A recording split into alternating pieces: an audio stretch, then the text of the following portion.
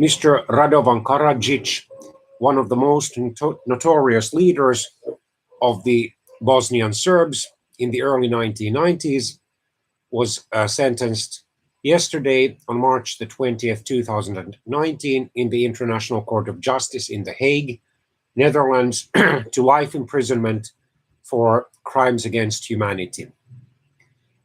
He has been the latest one of the Bosnian Serb leaders arrested and then sentenced to imprisonment for such crimes.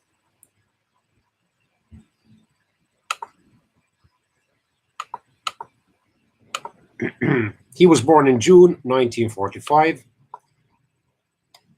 He served as the president of Republika Srpska, or Serb Republic, during the Bosnian War, which officially lasted from 1992 to 1995 and resulted in a massive genocide known as ethnic cleansing, practiced especially against the Bosnian Muslims, who actually are mostly ethnic Serbs and Croats and Bosnian Croats.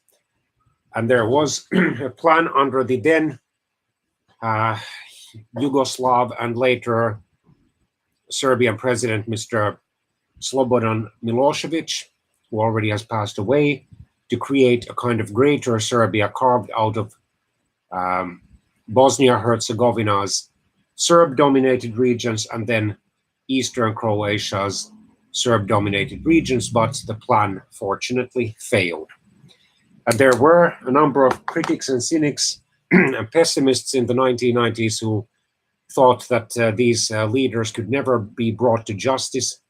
Slobodan Milosevic, Ratko Mladic, who was the brutal military leader and general of Bosnian Serbs, or then Mr. Karadzic. But fortunately, although the mills of justice grind slowly,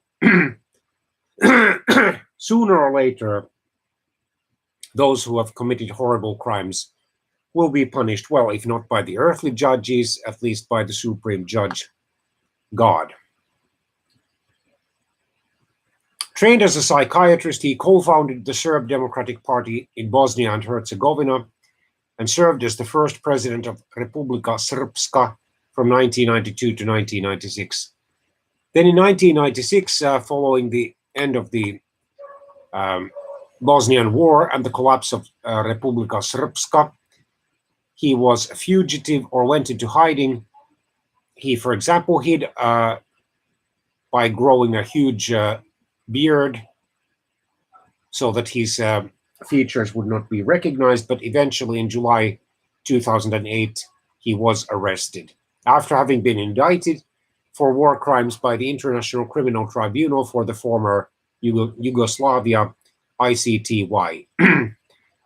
The indictment concluded there were reasonable grounds for believing he committed war crimes, including genocide against Bosniak and Croat civilians during the Bosnian War. While a fugitive, he worked at a private clinic in Belgrade, Serbia's capital, specializing in alternative medicine and psychology under an alias or false name.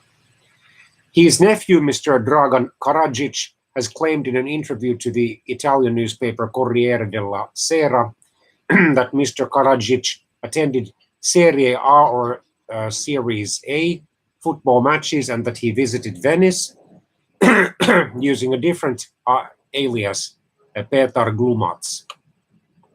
He was arrested in Belgrade in July 2008 and brought before Belgrade's War Crimes Court a few days later. Extradited to the Netherlands, he is in the custody of the International Criminal Tribunal for the former Yugoslavia in the United Nations Detention Unit of Scheveningen, where he was charged with 11 counts of war crimes.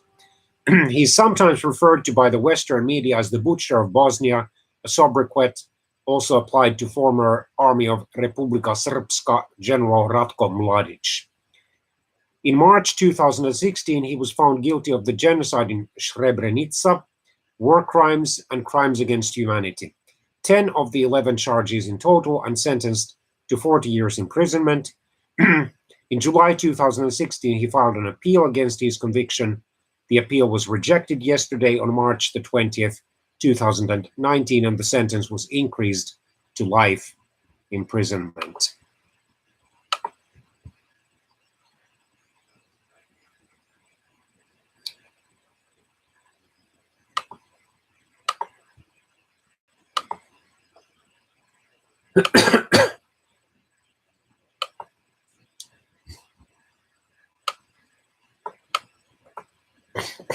Appeals judges upheld Mr. Karadzic's conviction for the 1995 massacre of 8,000 Muslim men and boys at Srebrenica and ruled that the 40-year sentence imposed at the close of his trial was too light given the crime's immensity. Survivors erupted into applause after presiding judge Bang Johansen read the final sentence, which cannot be appealed. Karadzic, who had argued that the United Nations court was biased against him, stood impassively.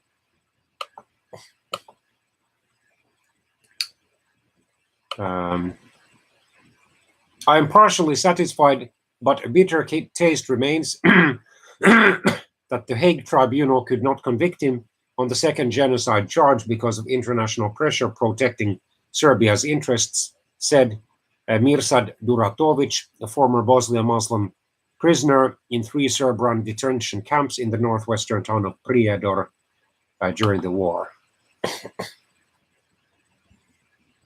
Mrs. Mira Dogas of the Mothers of Srebrenica group said, "I cried because I lost my children. I'm all alone. I'm very shaken. I lost 3 sons, my husband, my grandchild. My father died. He's still alive while our children have been in the ground for a long time and they had a horrible death. He is alive. He has food and drink. He killed and destroyed our children. I will go home to an empty house tonight and look at the walls. I have nobody." Karadzic reportedly has expressed a lot of regret about what happened during the Bosnian War, according to Peter Robinson.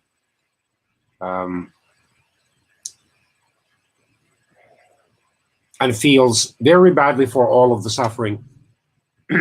He has a moral responsibility, but he feels he does not have an individual criminal responsibility for any of those crimes for which he has been convicted today. Apparently, Mr. Robinson was his defense lawyer.